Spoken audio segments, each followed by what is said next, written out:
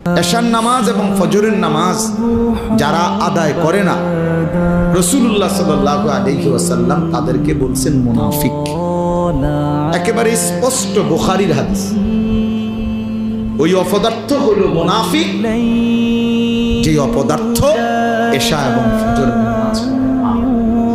এই দৃষ্টিতে আপনাদের আমাদের অসংখ্য সন্তান, অসংখ্য মুসলমান যারা প্রতিনিয়ত ফজরের নামাজ পড়ে না, এদেরকে বলে রাখেন যে প্রত্যেকেই যেন ভোটার আইডি কার্ড, জন্ম নিবন্ধন সনদ এবং পাসপোর্ট যেখানে ধর্মের পাশে ইসলাম লিখছে এটা যেন চেঞ্জ করে, বরং এটা যেন শুধরাইয়া লিখে নেয় এফিডেভিট করে যে আসলে আমি মুসলমান নাই, মুনাফিক।